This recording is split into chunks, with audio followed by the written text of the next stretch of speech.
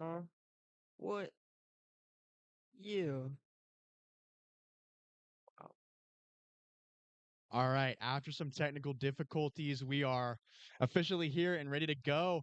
Good morning and welcome to Between the Lines. It's Sunday, March 22nd, and we are bringing it to you live from our Body Armor Coca-Cola studios at USA Today's number one ranked sports bar in the nation, Ferg Sports Bar and Grill. Obviously, we're not in our normal studio today. As you can see behind us, we have a view of the Trop.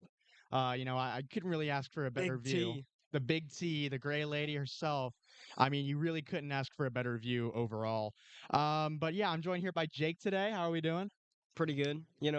You said somebody else's name when we did the intro before the audio wasn't See, working. I have no idea what you're talking about because the audio was cut off. The audience couldn't Jeez, hear this it. is I couldn't hear embarrassing. it.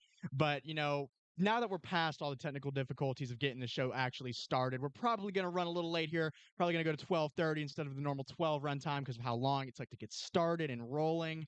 But, without wasting any time, I would like to get into our drink, body armor, uh just baseball segment.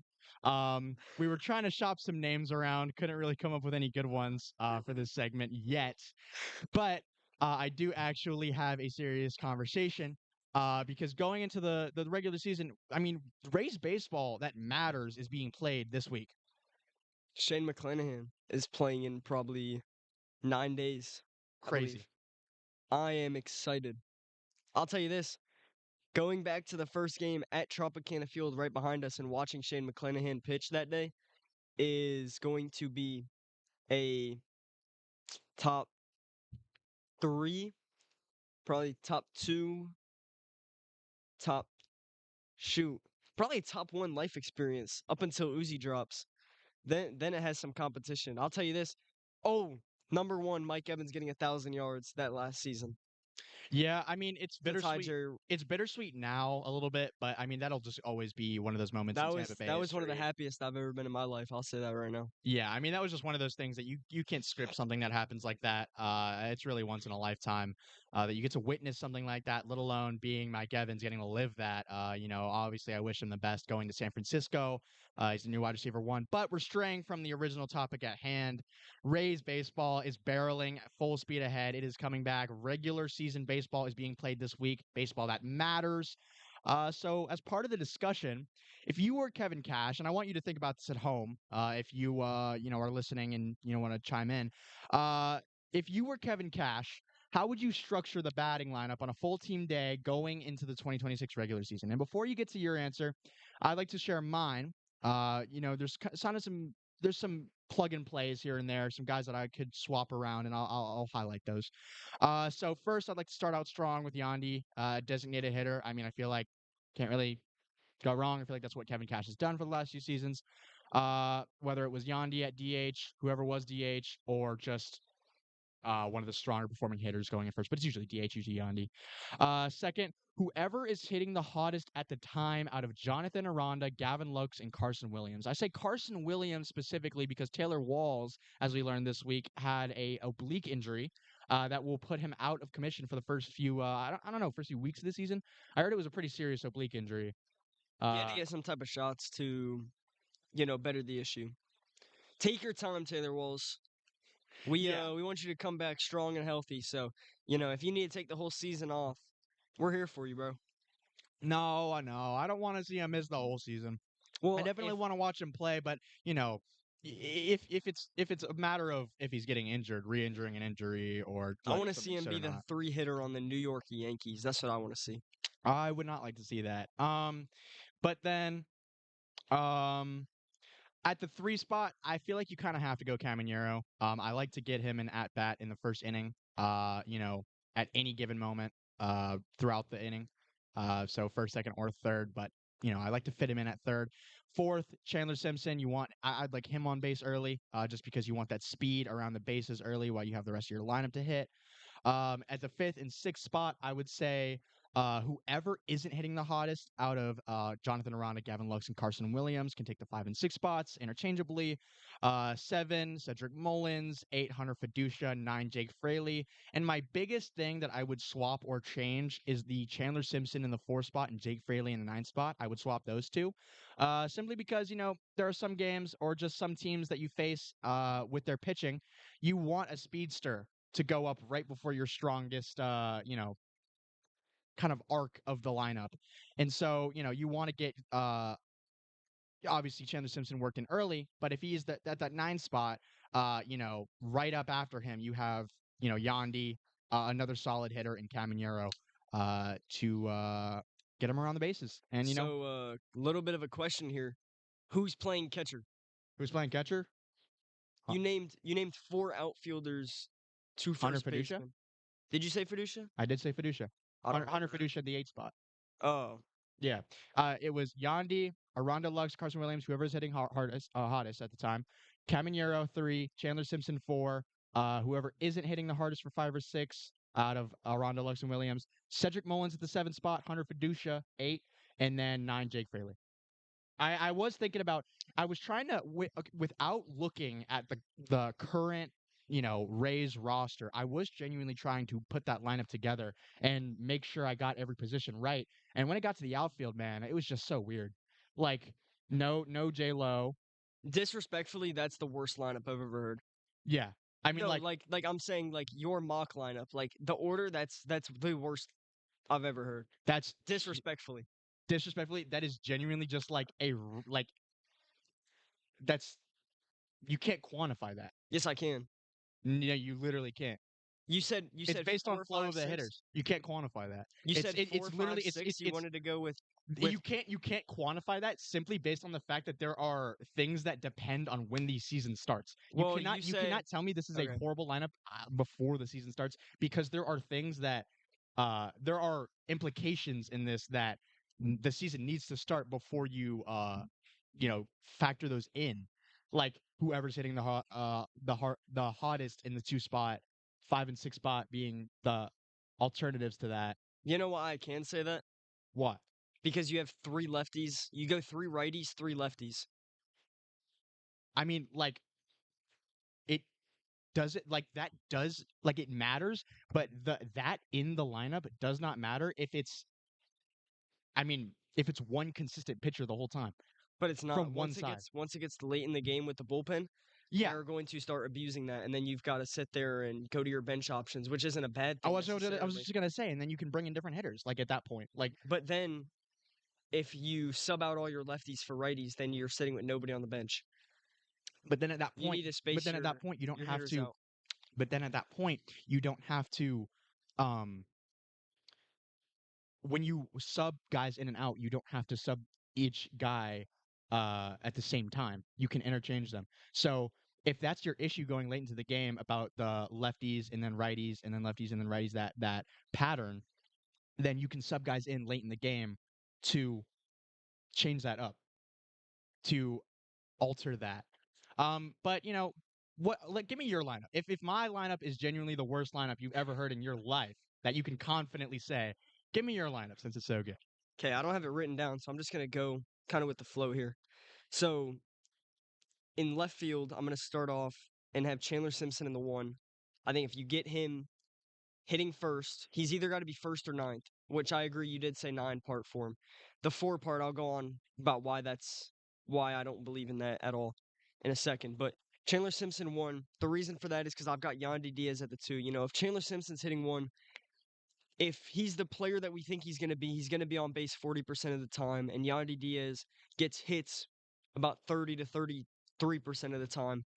So if you've got a guy like Chandler on first who can steal second, and then if Yandy slaps the ball the opposite way, Chandler will score first inning runs. You're going to have a lot of early offense.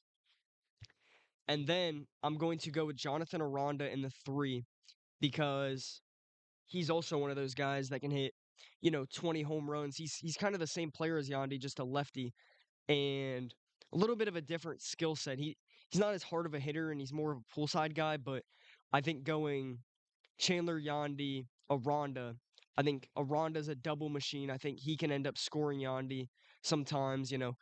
Then going into the 4 spot, I'm gonna go with Junior Caminero, cleanup hitter. He's exactly what you look for in a cleanup hitter.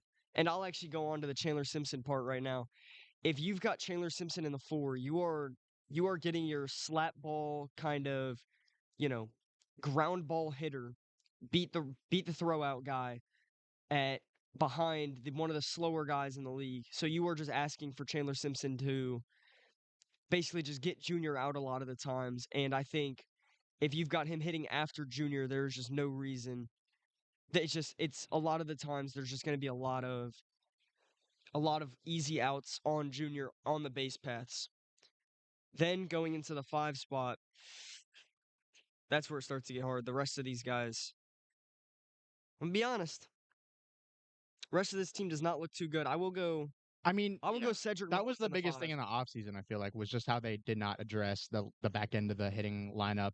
I mean, I like mean, they got different guys out there, so they got it's not different guys necessarily out a there, horrible and thing. I feel But like in the last season, in a couple last seasons that we've seen, we've seen guys that, especially in like middle of the year situations when you're just trying to win, as many games to stay afloat above 500, and then stay confident going into the postseason conversation later in the season. I mean, uh, so so many times we've seen, like, when we had Brandon Lau, Josh Lowe, a Rosarina at times, they would be able to get consistent and get into rhythms midway, late in the season. no matter who was hot, Yeah, no matter who was hot, they could get on a little bit of a hot streak, maybe make something happen. Have a home run streak for a few games. Lead the league in the home run streak, and then I mean, we've also kind of seen out of nowhere in the last few years that kind of deplete out of nowhere, fall short, and that's where we've seen the Rays, obviously not in the postseason very much, or not making deep postseason runs, but that's really something that they didn't acknowledge at all with the offseason. Is they got rid of guys like Bilal, they brought new guys in, they brought in Cedric Mullins, they brought in Griffin Jacks, they brought in Gavin Lux, they brought in I like these how they're guys. bringing guys with experience in. Though I will say that Yeah, Cedric Mullins has some playoff experience with the Orioles over the last few years. Mets didn't make it this year, but the culture around the Mets actually, I never mind. I was gonna say that it's good to be around them because a lot of those guys are it'll winners, never but be good to be but around a the Mets. lot of them are also very much losers. So, we won't know how that plays out. Obviously, Ben Williamson, kind of the opposite. Actually, I like his upside. I think he could be good. Then, you know, Gavin Lux, World Series title, been there in the postseason. It's not necessarily a bad thing. But going back to my lineup, I'm going to go with. So I've got Cedric Mullins in the 5. I'm then gonna go with. I'm stuck between Johnny DeLuca and no, yeah, I'm gonna go Johnny DeLuca in the 6 at right field. I really like Opening day. I really like Johnny DeLuca's upside. I think when you take a look at his skill set, he could very easily be a 280, 15 homer, 30 stolen base, We saw that in his elite first defense. rookie season. Just no, I mean, not the power. not the power, but I mean, we saw a flash of it. I feel like, because he was a speedster. And he was just injured all of last year. Yeah, and all of last year we didn't see much sample size of anything. But yeah, out of his first year, I feel like he was almost underappreciated for what he did for that team, because he filled in the gaps everywhere he needed to, and I mean, he did his job. I'm not gonna say everywhere he needed to, I because honestly almost wouldn't mind starting him over Cedric Mullins and throwing Cedric Mullins in right. That's how good defensively he is. I don't know about that, just because I want to start Cedric Mullins out in the season in a comfortable spot, in like a Well, yeah, familiar area, absolutely. because I just want to see Cedric Mullins, like, in his flat ability, If Cedric no Mullins impl- has like a Cedric Mullins like 30-30 season, we will be in the postseason. yeah, I think it's Postseason possible, baseball will be played right back there. but I'm saying I don't think, like, I think if you're Kevin Cash, especially with the new season, I mean, new ownership, new roof, new, back into the stadium for the first time since 2024, you really want to control the controllables as much as possible. So, for example, with a guy like Cedric Mullins, I think you're just going to try to acclimate him as easily as possible, ease him into the situation, Let him be comfortable. Let him take a stab at everything. And let him, and I'm not even just talking about Cedric Mullins. I'm talking about, any new face to the franchise that hasn't played at the Trop yet, or maybe even hasn't just felt the culture as Steinbrenner last year, which that culture didn't feel the same as, the old gray lady, of course. Um, but yeah, no, I think postseason baseball, and we were talking about this late last night, is I think postseason baseball is possible for the Rays. I just think it's a matter of if they can A lot of get things have to hot. go right, and a lot of things cannot go wrong. Exactly. Yeah, there's a lot, and I mean, like, it's like that for a lot of teams every season. But it sucks because it used to be, even back in 2024 when they didn't make the postseason, going into the season, there was no doubt in my mind that the Rays were gonna be in the postseason that year. It wasn't like a oh well if not Xavier Isaac, if Isaac Paredes and Randy and all these guys have the years that we're expecting them to have, we will be in the postseason. But then they just kind of didn't, and then we all, kind of shopped them away, and it was just kind of, that was really the only season where I was confident that we would make the postseason that we didn't. Last year, I was like, well, if everything goes right, we will, we could really be the best team in the league if everybody has their best year, and almost nobody did other than Junior Caminero, who exceeded any expectation that I even thought he could have had. Yeah, and I'm not gonna lie, like And going Aranda. going into last year, Aranda looked good before the injury. Obviously, the injury kind of cut that latter half of the season out for him, which sucked. But yeah, I am gonna be very excited to see Aranda going into the season. I'm expecting big things out of him, especially coming back off the World Baseball Classic, and back off of the injury that I aforementioned from last year. I think that he'll find a lot of success hitting. I think he just has to work on his defense a little bit. Obviously, he's first baseman, so you don't really got to do a whole lot there. But I just think that any way you can solidify your game, that's a thing that I noticed is Junior Caminero's defense last year. The improvement that he made, the jump from his defensive ability at the start of the year to the end of the year was one of the biggest improvements that he made throughout the entire year. And that's a guy who hit over 40 homers. Uh, you know, like I mean, I just think that's one of his most underappreciated parts of his game. You just want Junior Caminero on the field for all 9 innings at all times. Obviously, unless he just needs to rest. But I will yeah, say this: I don't think Aranda needs to improve his defense. I think he is above average, maybe even I would call him good out there defensively at first base. I think he's by far the best option. I think he's one of the better options in the entire league in terms of defense at I first think base. he's I think he's one of the better options for the not the better options. I think he's the absolute best option for the Rays. But I mean, I don't know. I feel like when I mean would you take 2024 Jonathan Aranda pre-injury or 2021 Yandy Diaz first base? Well, 2024 Aranda, you mean 2025? I I mean, mean 2025 Aranda, my bad. in terms of 2025 Aranda defense, before the injury. in In terms terms of of defense. defense, In terms of by defense. far Aranda You think so? easily. I mean, yeah, Yandy was always more known for his bat, but I don't know. I feel like that 2021 season, he had a great just all around year outside of his hitting.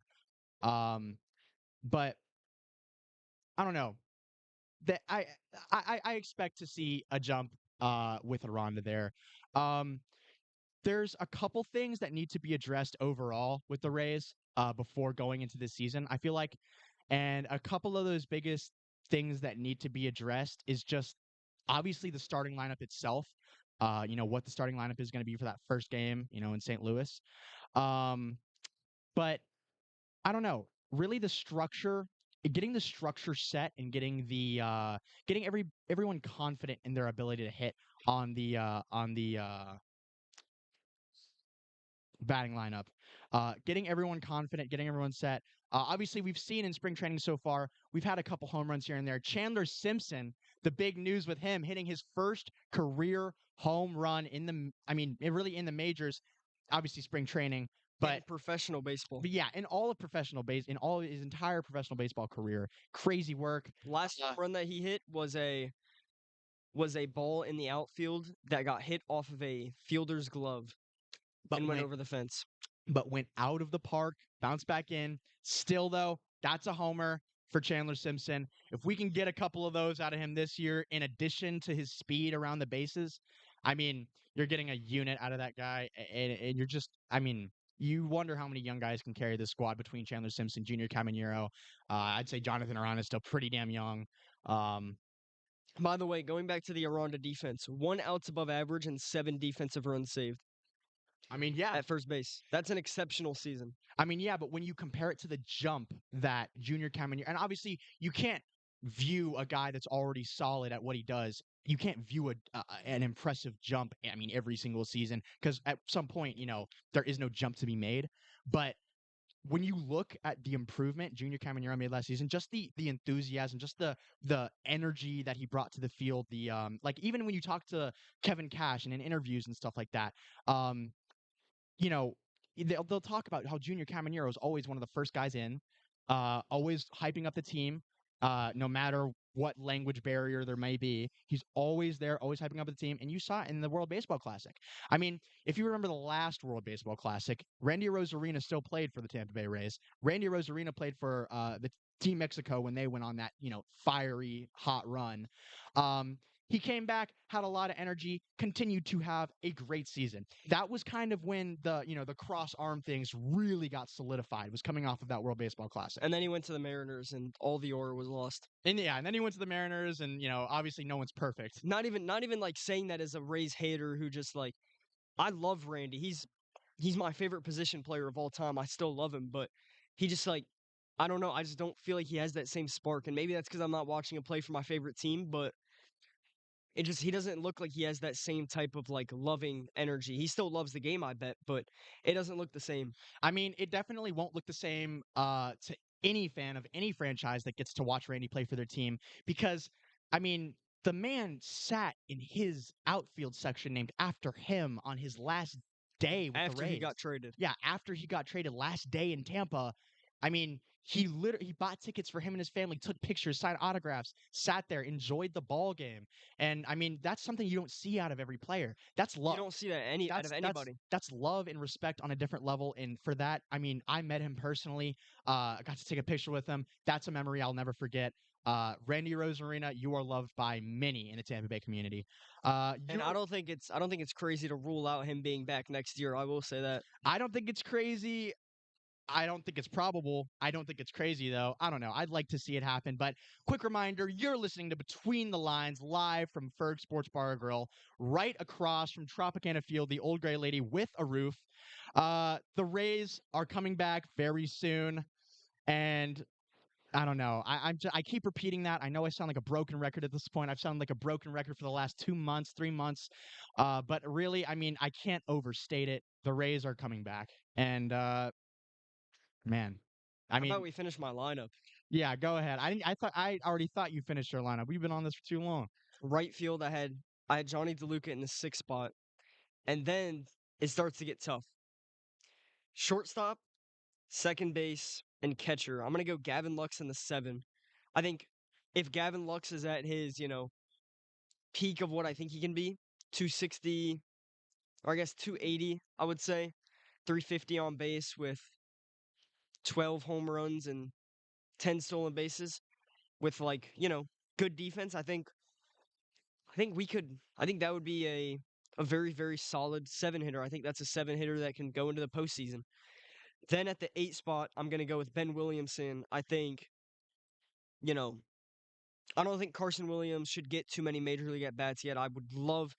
Honestly, I'd rather Taylor Walls be healthy right now. I know earlier I said take your time and don't come back this season. But I'd rather Taylor Walls start the season out on opening day. And that might sound like a hot take, but the reason I say that is Carson Williams is not, I don't think he's ready for the major leagues yet. We saw him struggle a little bit last year going into the year, but it's not even that. I think it's just, he's got to cut down on the strikeout numbers. He's got to cut down on the whiffs. And I think once he does that, we could very easily see him turn into that, 220, 30 home run, 30 stolen bases, platinum glove level defense player that his ceiling is out for. But I think right now, if he went and played a full 600 at bats, I think he's striking out 270 times. Yeah, I mean, I don't know. Obviously, he's young. Obviously, he's not developed to the point where he's, I think, major league ready for every at bat, every situation. I don't think if he goes up against Paul Skeens, he's having a great at bat. I don't think if he goes up against Shohei on a great day, he's having a like he's just not competitive in that aspect yet. But I do see a future for him in that sense. I do see that you know. I mean, we saw bits and pieces of it last season. I think he's young, ambitious, and hungry. And I think if that's what you have, and if you work at it, then I think he's a great prospect that can definitely work out in a successful manner. But yeah, it really just comes down to how the Rays nurture him and take care of him down in the minors, how much they take care of him in the majors, how much they limit him, maybe how much they give him. It's really all about that give and take sort of deal. And I feel like Kevin Cash has struck a pretty good happy medium between getting young guys at bats in the majors, getting them some experience, but then also keeping them on a short release sort of deal with going right back to the minors if they And Chandler's a if guy they I if wouldn't they even feel like want him to they're go if to they the feel like they minors. need to go back to the minors. And I feel like Chandler Simpson is a guy that could go back. Like I feel like he's a guy that could use the confidence if he really if he gets in the middle of the season, he's in a slump, he's not, looking like his regular He's one of self. the guys I don't think can get in a slump just because he's always just. I mean, he's always going to get on base just by as long as he hustles. Yeah, the thing is that it's obviously his on base percentage. The Obviously, strikeouts. his skills on base are really what he's earning his revenue from. But I feel like even with the speedsters, even with the guys that are, you want walked, you want on base, you just want contact to get on base.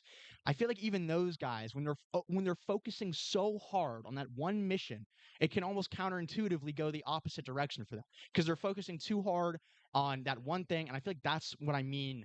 By like Chandler Simpson possibly getting into a slump is midway through the season, uh he's just not able to get on base like he was in the first part of the season. Maybe it's, I mean, it really could be an endurance thing. It could be an age thing. It could be a maturity thing. It could be anything. Um, but honestly, yeah, that's kind of the two situations you got going on there, the two hypothetical situations. Either Chandler Simpson, I feel like could remain consistent throughout the year, and we could see. I feel like that's the alternative that leads closer to a Rays postseason run. Cedric Mullins having a Cedric Mullins, good year, a solid year. Chandler Simpson is able to stay consistent, able to stay fast, hungry, and on base throughout the year. And really, I feel like those two keys, and then would you argue to add a third key of Junior Caminero? I mean, coming out and reproducing half of what he had last year, at least minimum, to see a possible Rays postseason appearance? I think Junior's got to do pretty close to. I think he's. You know, if you asked me back in November whether I thought Junior would have a regression or a breakout or kind of do about the same, I would have told you I think Junior next year at the Trop is going to hit 30 home runs, 28 to 33 would have been my guess with like a 230 average. And I thought he would have just, not that sounds like a big regression, but that's, you know, about, you know, 20% or on base about or getting hits about 2% less of the time. And, you know, maybe maybe a 10, 15 less homers, but I think if you ask me now, watching his passion and seeing how hard he worked over the offseason, I honestly I think he really could hit 280 with 55 home runs this year. I was literally about It's to say, I was about to chime in, and it sounds crazy, but that really is the type of player we're looking at right now. I have to say, and as analysts, as media, as people on the outside, as objective people on the outside, we have to take a look back, or sorry, take a step back, take a look at the situation. We have to say, hey, realistically, we're not going to say that Junior Caminero is going to come out next season and have, over 40 home runs because you can't say that. You can't apply that to a player that's only played one season in a fluke stadium and, all these different factors. Although, like you just mentioned, Junior Caminero in the offseason, I mean, every single week you were seeing videos of him lifting, hitting PRs. Throughout the offseason, followed him on social media, like I was just talking about. And in addition to all the PRs, all the weight stuff, you just saw him doing general stuff for his health. You saw him doing general stuff just to, stay on top of the ball. And I mean, if you just take a look at the situation objectively, right? And you take a step back, you take away the Rays factor, you take away the Junior Caminero factor. If you look at just the statistics, you have a guy that young who hit that many home runs that year with that, percentage. I mean, he's coming into his really his second full year in the majors. I mean, like, are you really going to sit here and say that, like, oh yeah, I expect him to get 10 to 15 less home runs than he did last year? I mean, like, we have to, but I don't know. I don't see it. I feel like he rakes this year. I feel like he genuinely does, You know what I want to say? have a great year. So, for a lot of people are saying, "Oh, it was Steinbrenner Field," and I've got 2 points for that. One, take a look at his home run chart. Very, very, very, very, very little. Add 30 more varies on there. Like probably 3 or 4 of his home runs were actually just wall scrapers. If you make the argument for Caminero, make the argument for Judge. Same stadium. Exactly. And what I will say, one, only half of his games are played at Steinbrenner Field, right? Exactly. And two, well, I guess this is point number 3 now. Tropicana Field, although Junior does spread if you look at his home run chart, he hits the ball all over the field. He's not a pull side home run hitter. He's not Isaac Paredes. But my point is, Isaac Paredes, who is a pull hitter, you saw what he did with the Rays versus the Cubs because of the fact that Tropicana Field is the second shortest left field wall. Sorry, I had to take a look back at Tropicana Field. I did that just a second ago. No, I mean, like, it's just so beautiful. Like, I don't mean to interrupt you. I mean, you kind of interrupted yourself when I looked over, like, just stopped. But No, that was my point. Just Isaac Paredes, second shortest left field wall. If you're really scared about Junior Caminero not being able to hit home runs, he's got the second shortest left field wall. I agree. And another point that I also have to make to add on to that is, so then if we're talking about distance of walls, if we're talking about that sort of thing, then genuinely, what do we think about the Kansas City Royals shortening their walls, bringing them down a couple feet? Like, should we discredit all of, home runs hitting Kauffman Stadium next year just because, they changed the dimensions of their stadium to be shorter and brought them in? Because apparently, considering, according to most MLB fans, when it comes to Junior Caminero's, home runs and his hitting, I mean, he played half of his games at Steinbrenner Field. So, Hey, they just hate to see us win. yeah, I mean, they hate us because they ain't us. I really have to say it. 77 wins. Jesus. All right. Well, I will say this though. Going back to Kauffman Stadium, one, that's a stadium that I want to go to. It is It's a very beautiful cool stadium. Beautiful stadium. But two, the only way that I see people actually saying that is just don't go on Twitter if you don't want to see that.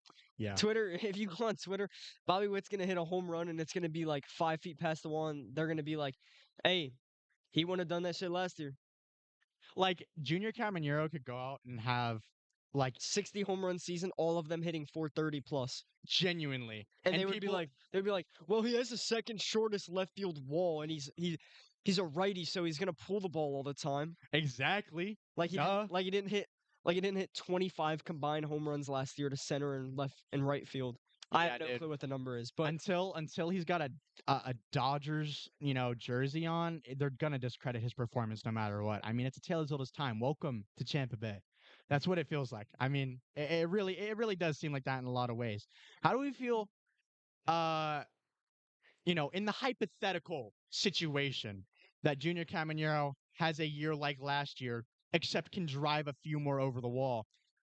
What's Carlos Pena's reaction gonna be? he already said it. You already said? I haven't heard that.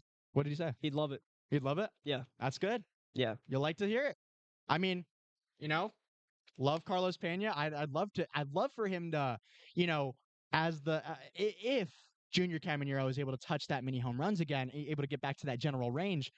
Showing him the home Holy run chart. cow, I'm dude. gonna come over here and show it as well. Well, no, These are we'll not. we'll clip this up and we'll show it in post. Well, I'll show it right now too. Okay, you can show it right now. But I'll see if I. insane.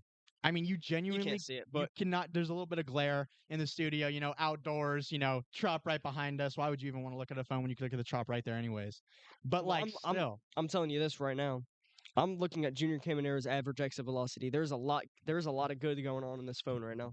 yeah, There always 90, there always is if 92-4. Junior's on the phone. There always is. 92-4. Wow.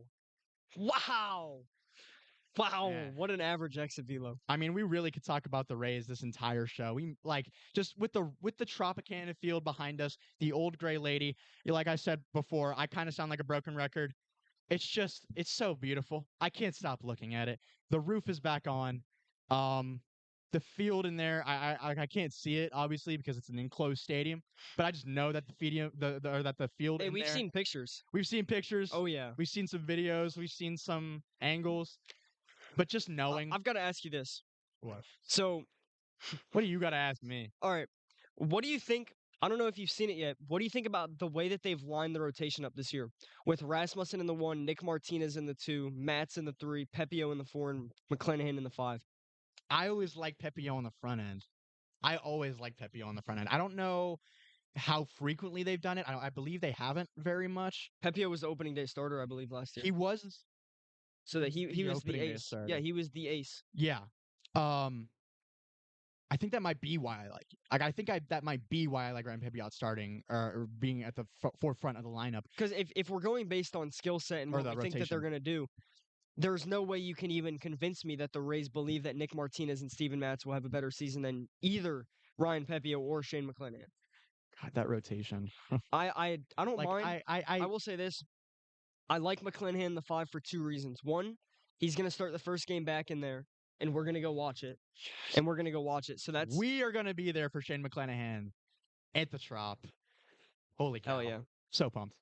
And And stay tuned. Stay tuned on social media for that, by the way, because the coverage from opening day, the first game back at the Trop, will be better than anywhere else. The Tampa State Beat Sports Connection has you covered for not only your Rays media, but everything in Pinellas, Hillsborough County, all the sports stuff, everything you need, we got it, including but not limited to opening day at the Trop, approaching very soon. But yeah, so excited. It's going to be strange not seeing Brandon Lau jerseys in the team shop. It's going to be strange. I mean, there's going to be a couple of things that you're going to have to get used to. I think there's going to be a couple of shell shocks for some Rays fans. I feel like it's going to be strange when everyone's, walking up into the entrance for the first time in the posters on the kind of main concourse, that circular pillar right there. It's literally going to be like Junior, Ryan Pepiot, Shane McClanahan, and like, God, I don't even know, Aranda maybe? Like, I mean, who I'll else? tell you this, Mullins will be there. He will be. Like, I don't know how long he'll be able to stay up there if he doesn't get off to a hot start soon. Hey, we saw Ha-Seong Kim jerseys out there. Oh, God. Atlanta Brave, dude. Hardly an Atlanta Brave. I don't know if he'll ever play baseball again. He's too injured. I don't know if he'll. I'm going to be honest. Although that was maybe the worst possible way a signing could have gone for the Rays. Shout out 5. Fuck. I mean, bro, God. Oh God. Genuinely, like, that's the only other way that a signing literally could have been worse. But I will say this. Yeah, it's either really injured or attracted to children. That's the Hey, me and you are. We're underage. That's all right. That's a We're lie. not allowed to make that joke, even if we're underage. Yes, we are. Between the lines, we Yes, are we allowed are. to play Smoke My Girl. Yes, we are. I just feel like it's awkward for people to listen to that. It's awkward for me to listen to that, and you were right next to me making it. You are 3 months older than me. Yeah, dude, I was in your shoes once. Okay. Yeah. Hey, bro. Yeah, 3 months. We were all there, right, guys? Nah, but I'm so excited, genuinely, for the Rays in 2026. I mean, what are you okay? Aside from the roster itself, aside from Shane McClanahan, aside from Junior swinging that stuff right when he gets back out there. Whoa. I'm not. I can't. I'm not. I didn't know swinging- you swing that way. All right. No, I'm saying swinging his bat. Where's your mind at today, dude? I don't know, dude. Kid's been out of baseball season for too long. So Keith, 1 year. Okay. outside, we'll get to the Bucks discussion in a second. I can talk about Keith all day. Salary. No, my that's ginger some king. salary cap. Some player contracts just came out for some guys that we haven't heard about yet. Bet we'll touch on that. But quickly, last thing to wrap Yep. up the Rays segment, the Drink Body Armor MLB discussion segment. He won't say it. What are you most excited for going back to the Trop in 2026? Like, Most excited for the atmosphere. A sellout at Steinbrenner Field. I will say this: a sellout at Steinbrenner Field is about the minimum. Is yeah, I was gonna say you have to elaborate on that. there's maybe going to be 3 games at the Trop this year that there's going to be less fans than Steinbrenner's max is even allowed. Yeah, So, going back to the minimum being, 10K, maybe a Wednesday 1 p.m. game against the Rockies is going to have 8K people there. But aside from that, we're going to be looking at a consistent, 15, 20K people in the Trop every day. And I'll tell you this, if you can get opening day tickets still, I haven't looked since we've gotten them a few weeks ago. because we don't have to anymore. We Yeah. don't have to roam the tickets. I'm going to look at the ticket. tickets and they're going to be like $55 and Nope. Gonna look at the tickets. They're gonna be. I guarantee they're gonna be at least over 100. I hope. well, that's, But yeah. And back in the Trop this season, the Rays, Ken Babby himself did announce that they will be opening up the 300 section behind the plate, behind the dugouts. Not just the fan party deck up, where the $10 tickets were in 2024 and before, but the 300 level behind home plate, behind all of that. That's big news. That section hasn't been open in years. The last time I've seen someone go up into that please don't section, say it. I believe, was when Zach Hampel was there. I And could when be was wrong. that? I believe that was 2023. Yeah, 2023 postseason against the Rangers. I was there for that. Yeah.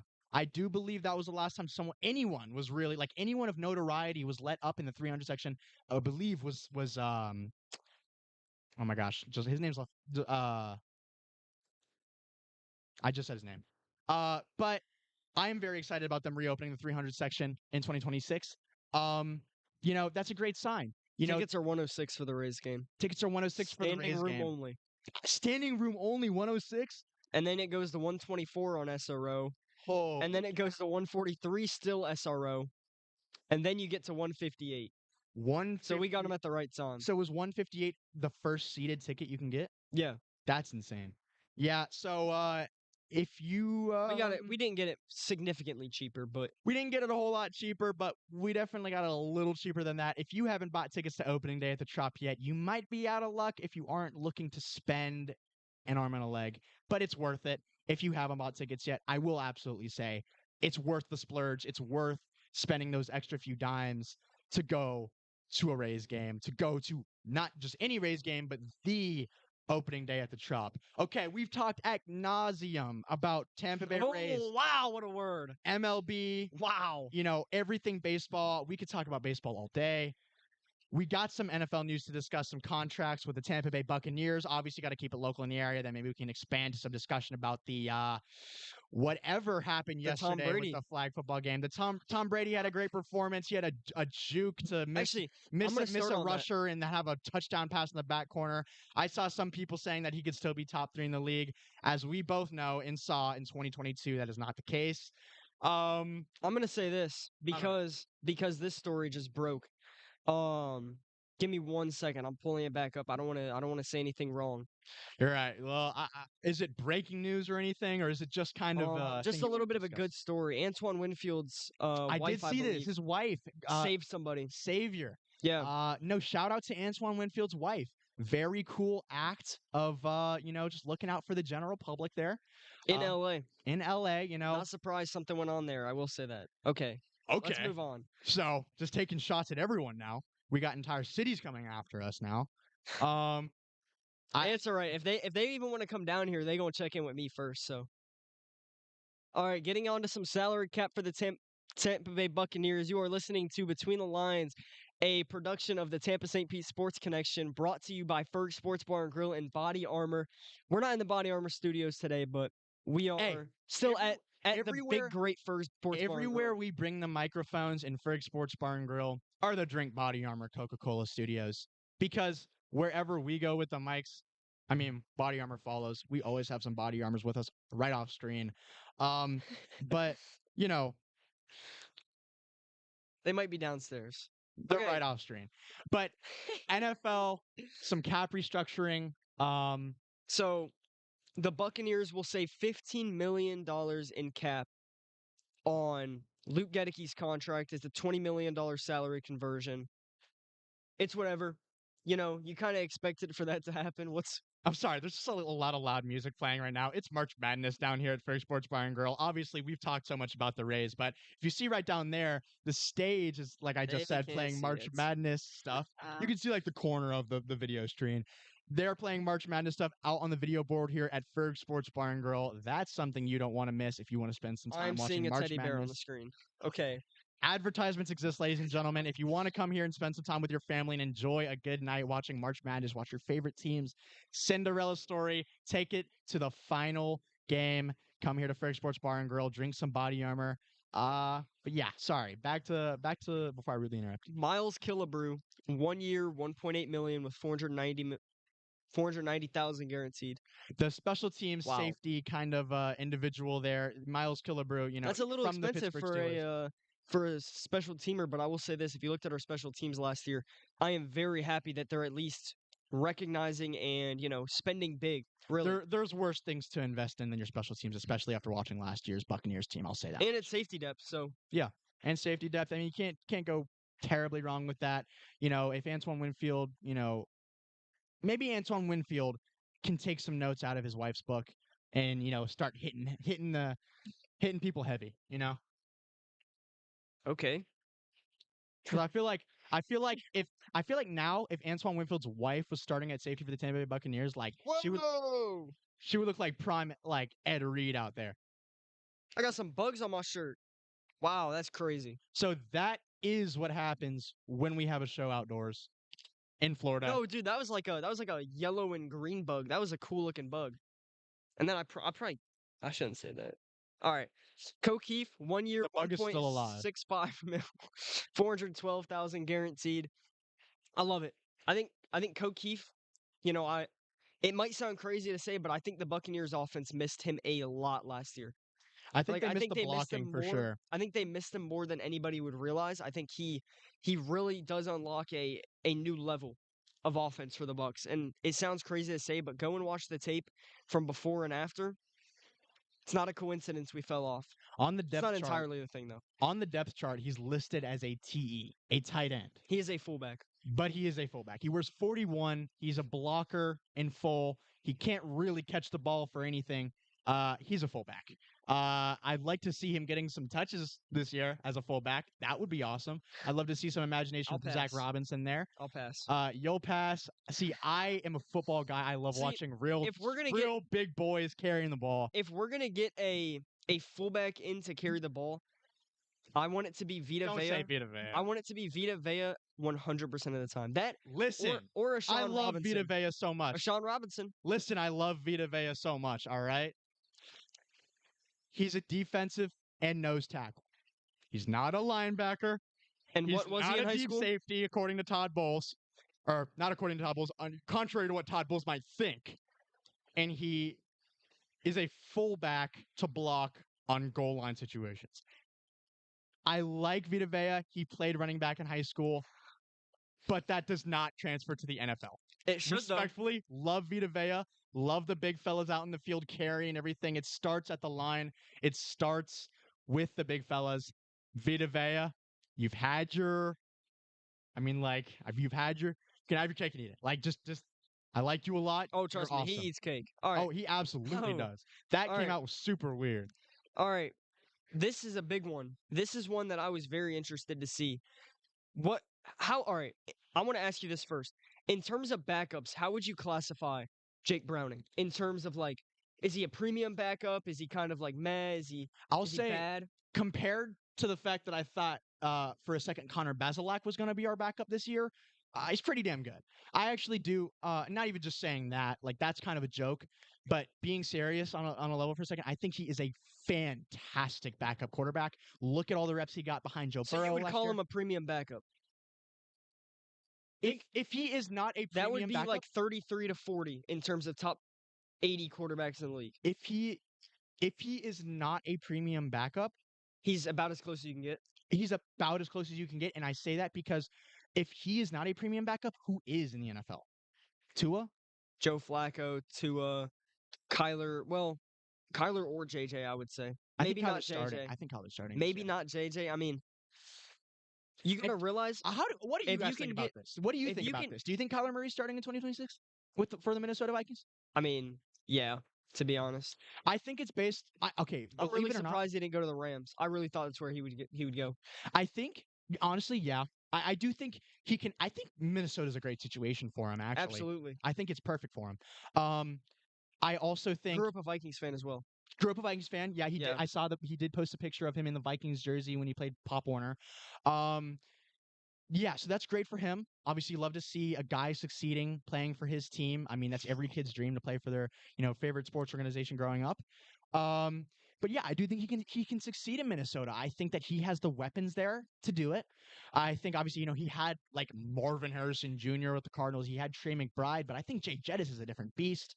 I think, That's as good as you get. yeah, I think they have a There's no better than that. There's no better weapon in the league. I think they have a pretty solid offensive line other than Justin Skule, you know. Um, Oh I god. think their offensive line's all right if they can manage to, get their free agents back, or if they manage to get their free agents back. I haven't really been keeping up with their offensive line depth as far as free agency and their contracts expiring. If any of them had, if any of them haven't. But I do think Kyler Murray in Minnesota is a great idea for them. I like them instituting that change. I like them bringing him in. And not only giving JJ McCarthy competition, but I do think it's going to be a lot more of a competition than people may think. I do think Kyler Murray comes out with it because I think one, obviously, you can't beat experience, especially when a guy has succeeded, has success experience in the NFL. And I mean, when he's so damn fast and he can make plays like he does, as long as he can stay healthy and stay consistent. I think the Minnesota Vikings really did get someone out of there, out of the Cardinals for some value. Um, but I do think it's going to be a closer challenge between JJ McCarthy and Kyler Murray than people think. But 9 just isn't ready yet. Yeah. And you know, I've said this so many times. A lot of the large majority of quarterbacks in the NFL need a lot of time to develop. Look at Sam Darnold, Yeah. look at Baker Mayfield. You can't sit there and rule a guy like JJ McCarthy out. You can't sit there and I've gone back to him 20 times on this show. I look like the biggest fan ever, even though I really don't even have an opinion on him. But Anthony Richardson, like, I'm telling you, these guys can still succeed in the NFL just because it takes so long to develop as a quarterback. And I feel like I'm pretty cynical sometimes when we bring up a guy like Anthony Richardson, someone like that. I feel like, yes, it is a good point to make, like when you bring up that, quarterbacks do take time to develop. Especially when you look at guys like Sam Darnold, it took so many stops before he finally just won a Super Bowl this year. Baker Mayfield took a couple of stops, bumps in the road Before he wins the Super Bowl this year. before he wins the Super Bowl this year with the Hell Tampa Bay yeah. Buccaneers. Obviously, Hell he's yeah. kind of established himself as the franchise QB there for the time being. Obviously, he's coming up on his last year next year with the contract. But, yeah, I think Anthony Richardson, I think the potential is there if he can show the rest of the NFL and his current group, the And he can current fix his ownership group. attitude. That's what I'm saying. Yeah. Is if he can show them that he wants it, if he can show them that he wants to play, that he's in it to win it, that he's mentally locked in and genuinely thinks that he can be a franchise quarterback in the future. I think that is the deciding factor between whether Anthony Richardson plays another 5 years in the league or not after these last 2. All right. Going back to Jake Browning, though, what do you think the appropriate salary is, or what is your guess? Because I'll say this: mine was How a many 1 year, years? 1 year. 1 year? Mine was a 1 year, $6 million deal. I think he is I believe he is a premium backup in the NFL. So I was like, you know what? A lot of backups are getting paid, 10, 12 mil. There's no way we paid him that. About 6 mil. I was gonna say 8.5. 8.5. $1.3 million cap hit. Are you kidding We're me? getting him almost on the veteran minimum. That's a phenomenal deal. Like, it might Wow. seem like that, but take a look at what Teddy Bridgewater had to do. The Buccaneers, I'll say this, they forced Baker Mayfield back. Baker Mayfield wanted to. They didn't tell him, like, listen, we know you're injured, but you got to play. But I will say this, with having a premium backup, especially at just 1.3 million, it allows for Baker Mayfield to have the confidence to take rest week, when your team is 6-5, to get fully healthy and really, unlock that level of the offense again. I have to say, I feel like backup quarterbacks, QB2s, are some of the most underappreciated players in all of the NFL, and they kind of have been for, It's the easiest historically. and the hardest job. It's the easiest and the hardest job because, you don't know any moment you could be thrown into a high stress high concentration situation where you have to make split second decisions. Obviously, it's what you've trained for. It's what you train for every week. Every time you suit up and go to practice, it's what you're working on. But, like you said, easiest and hardest, you sit on the bench for a lot of the season. But those moments, man, when you got to get in there, obviously, I'm not speaking from experience as an observer, you like these guys, you saw Teddy Bridgewater Wait. against the Los Angeles Rams last year. I mean, if you He aren't literally locked, looked like a lost dog out there. I'll say that. That was yeah, the worst I've ever seen a and quarterback this play is in the my life. second week in a row we're talking about Teddy Bridgewater's performance against the Los Angeles Rams, but it has to be said, if you don't have a backup quarterback that is even slightly confident in their own ability or I'm not going to say Teddy Bridgewater's not athletic. I think he's an incredible athlete. I think Everybody in the NFL is. every, You don't make without it a if you're doubt, not. if you are not an athlete, you will not have a roster He's spot one of the in lower NFL. tier ones in the NFL, though. I just think that in the NFL, out of everyone, a guy that hadn't played for a year, he had been coaching high school football from a lawn chair on the sidelines. I mean, it's an observation. Teddy Bridgewater just wasn't himself from like 3 years ago before, his battle with injuries. But I mean, I wish him the best. Back in Detroit, I love Teddy Bridgewater. I love Teddy Two Gloves. When we signed him, we were both very happy about the signing. We both liked Teddy I Bridgewater. believed it was. I didn't believe he was a premium backup just because of the fact he hasn't played in a few years. But I did believe that he was going to be, you know, a top 12 backup Yeah, in the league. I thought if he had to step in and he had to start for 3 weeks, I thought maybe we could win a game or two. ended up Depending being on bottom 10, but ended up being bottom one. I'd say bottom 5. Yeah, I would no. say like There's so many backup quarterbacks that don't even get a chance, so there's no way to tell. Like it would Brady Cook last. Josh Dobbs won. Josh Dobbs. Hey, Wow. honestly, Josh Dobbs is not I would bad. like Josh Dobbs as a backup, Josh Dobbs, I mean, or especially as a fucking third string. he's smart Oh as my hell. God, He's smart as hell. third string. Like he's been with so many different organizations, been with so many different systems. Mhm. That's like that's seriously, yeah, that's seriously like that's what you want in a backup. Somebody who's been around the game, been around elite play, which is what Jake Browning has. He's been around that elite quarterback play in Joe Burrow. Yeah, and I mean that's just the biggest observation when it comes to Jake Browning. I mean, he does the job that he needs to do. He does it at a good level, a solid level. I wouldn't say good. He performs where he needs to, and honestly, okay, the biggest thing I feel like to note that could be a possible negative with Jake Browning in the Buccaneers offensive scheme is Jake Browning is a great backup. I just don't know if he's the exact same play style as Baker Mayfield, which usually you would like in a backup quarterback. I say that because when you are an offensive coordinator, you design a offensive system around one guy. It's the quarterback. It's their abilities, whether they can scramble, whether they're more of a pocket passer, whether they're more of a, just field general, improviser, whatever. You structure it around their abilities. When you are in the offseason and you're looking to bring in specific guys to back up positions, you want to find guys that can play their position well, have their own individuality, are good, but you really also just want to look for guys that can fill the role of the player that they are really filling in for and do it well and just kind of act like them, and maybe not act like them, but act as that role. And you would like someone very physically similar. And I don't know if Jake Browning has that play style that Baker Mayfield does. I think they have some pretty similar physical attributes. Somewhat similar. Yeah, I would say I wouldn't say similar enough. it's different enough to where you'd be worried about a scheme fit. I would say closer than Teddy Bridgewater, for Yeah. sure. Yeah. All right. Well, thank you so much for tuning in and listening to this week's episode. Remember to subscribe to us Between the Lines on YouTube. And to be in the know when we go live every single Sunday from 11 to 12. Obviously, this one went a little late, 11:30 to 12:30. As always, have an amazing week. And remember to read